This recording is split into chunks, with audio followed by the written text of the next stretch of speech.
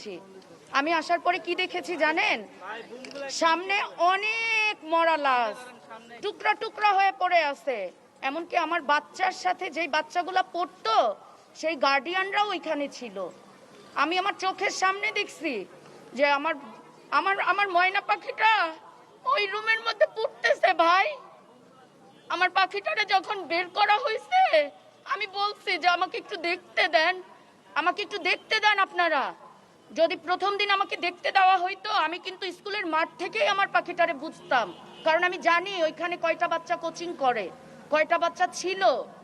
আমি প্রশাসনের ওদেরকে যখন হাত পাও ধরে বলছি যে ভাই আমাকে একটু বলেন যে এইখানে যে বাচ্চাগুলো ছিল ওগুলো আছে না মারা গেছে, তারা কিন্তু আমাকে অনেক সময় পরে বলছে যে আপা কেউ আর বেঁচে নেই।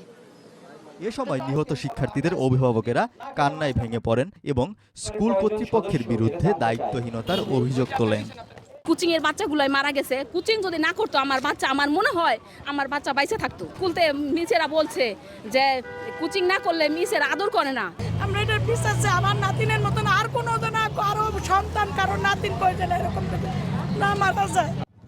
ধরে আদর করে, আমারে তো জড়ায় ধরেন আম্মু, তুমি আম্মু আমাকে কোচিং এ দাও। তাই আমার বাচ্চাকে আমি কোচিং এ দিছি, কোচিং এ না দিলে আমার বাচ্চা মারা যাইতো না। আমার স্কুলে কোনো গাড়ি বা কোনো একটা স্যার টিচার এগুলো দেখি নাই, বুয়াই হাতে করে নিছে, বুয়াই বাংলাদেশ মেডিকেলে। রাজধানীর উত্তরার দেয়াবাড়িতে করলো ক্যান্টিনে যে একটু বাচ্চারা পানি খাবে সেটারও উপায় রাখে না, ক্যান্টিনটাও বন্ধ করে দিচ্ছে। স্যার তো সব রকম তার প্রতিষ্ঠানের যাতে কোনো ক্ষয়ক্ষতি না হয়, তাহলে তা আমাদের বাচ্চাগুলোর প্রতি কি তার কোনোই নাই? বিচার নিশ্চিত করতে হবে। শিক্ষার নামে যে কোচিং ব্যবসা হচ্ছে, আইন করে এই কোচিং ব্যবসা বন্ধ করতে হবে।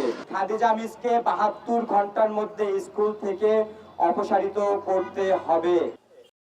প্রতিষ্ঠান থেকে এরা হুমকি দিচ্ছে, লিটারালি ফোন দিয়ে তারা হুমকি দিচ্ছে।